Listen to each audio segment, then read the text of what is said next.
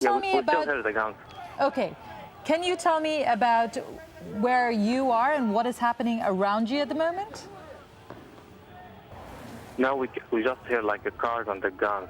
Like it should be like Fajr pray right now. It's Fajr time to pray, but all what we hear right now is the guns. Comes from downtown side. We are live in Janzur, like 8 kilometers from downtown, Tripoli downtown. Okay, From the west side.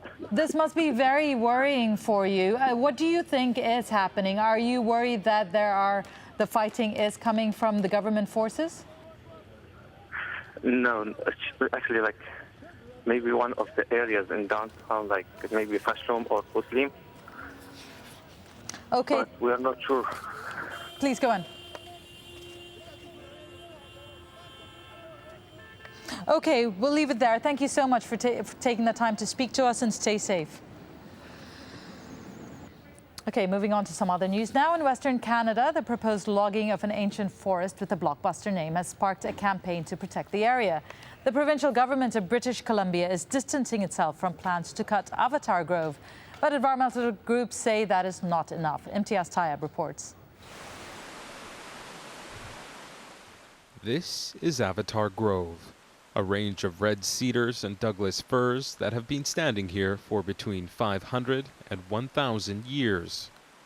The environmental campaigner Ken Wu discovered the site while exploring for ancient trees over a year ago, giving it its now widely used name, inspired by the Hollywood blockbuster when he found it was earmarked for logging. Wu says the plight of the fictitious planet isn't too dissimilar to what's happening here. Avatar, in large part, is about saving old-growth forests on an alien planet. And we realize that we have an incredible rainforest here on Earth that needs protecting. The province of British Columbia is one of the few places in the world that has such massive and ancient forests. Its government is also one of the few that allows for the commercial logging of such trees. Environmentalists say if policy isn't changed, this is what's left. Nearly 5 million hectares of BC's forests over 140 years old are protected by the province. But with over 95 million hectares of forest land in total, environmental groups say that isn't enough. Meanwhile, BC's forest industry is struggling after a long trade dispute with the US, beetle infestation, and high harvesting costs. Ken Wu says now that logging plays a lesser role in the BC economy, the provincial government needs to step in and pass laws to protect forests. They're fundamentally important for wildlife, for the climate, for tourism, for clean water, for many reasons, and we've lost so much of it now. The plight of Avatar Grove has attracted tens of thousands, and after the province of BC's own independent forestry oversight body urged officials to spare the range of ancient trees, the government appears to be listening. I do think that the public's calling out for better mechanisms to manage our forests. We've continued to do that, and I think as a government we've got lots of examples. Is there more work to do? There's always going to be more work to do.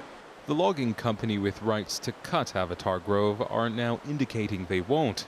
Environmental groups say public pressure is to thank, but add millions of other hectares of ancient growth forests in BC also need saving.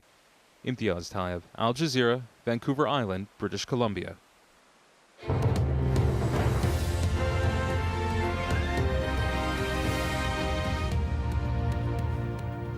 This is AlJazeera, and these are the stories making the headlines. In the last half hour, we have heard reports of intense gunfire in Libya's capital, Tripoli. It's not clear who fired the shots. That area remains under the control of Muammar Gaddafi, but has seen some protests against him. Now, Libya's embattled leaders called for an international investigation into the ongoing violence in his country. Muammar Gaddafi wants the UN or African Union to lead the probe. Libyan rebels claim to have taken full control of the oil port of Ras Lanuf. Some government soldiers in the strategic town have reportedly switched sides. The State Public Prosecutor Office in Egypt has received documents from the state security building in Nasser City in Cairo. They were seized by protesters who stormed the security offices on Saturday, claiming officials were trying to shred sensitive documents. Saudi Arabia has banned all demonstrations after a series of minor protests in the oil-producing eastern province. Mainly Shia demonstrators gathered in the towns of Qatif and Hafuf on Thursday and Friday. They've been demanding the release of all prisoners being held without trial, as well as better access for jobs. The United Nations plans to send an additional 2,000 troops to Côte d'Ivoire during the escalating violence. The UN Refugee Agency says more than 30,000 Ivorians have fled to neighboring Liberia over the past weeks. Witnesses in Gaza say Israel launched at least 4 air raids on the Strip on Saturday. There were also reports of rockets being fired from the Gaza Strip into southern Israel. There were no casualties in the attacks. Ireland's 2 main parties have agreed to form a coalition. The centre-right Fine Gael party and the centre-left Labour Party were the 2 big winners after last week's general election. The leader of Fine Gael, Enda Kenny, is set to be the next Prime Minister. And the man who accompanied revolutionary icon Ernesto Che Guevara on his famous motorcycle trip has died of natural causes at the age of 88. Alberto Granada and Che Guevara journeyed across Latin America in 1952, seeing firsthand the terrible living conditions of the region's poor. The men credited the adventure of inspiring their Marxist ideology. Well, those are the headlines. Libya's state of terror is next.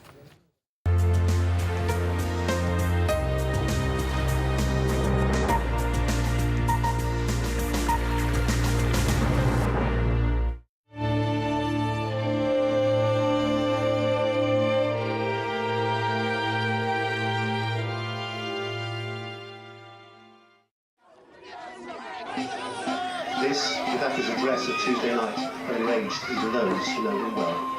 This is the town of Misrata in western Libya, which has reportedly fallen to the opposition. If these new pictures are accurate, then they would seem to bear that out, and the country remains split. Not beyond dispute is the chaos on the streets, and the danger which protesters often run headlong into. He's using mercenaries, not because he wants to use them, because he cannot use the army. He cannot use the armed forces.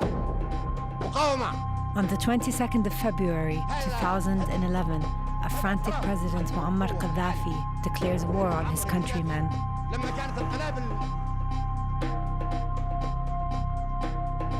عندي بندقيتي انا حنقاتل اخر قطره من دمي ومعي الشعب الليبي وسنزحف انا والملايين لتطهير ليبيا شبر شبر بيت بيت زنقه زنقه فرد فرد نحن لم نستخدم القوه بعد.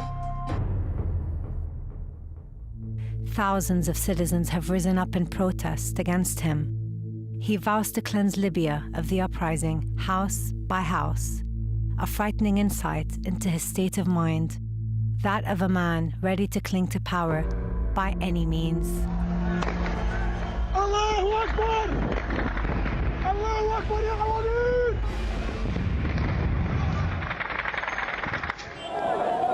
While the people were marching to the cemetery, burying 30 martyrs, they were hit with live ammunition and 4 demonstrators were killed.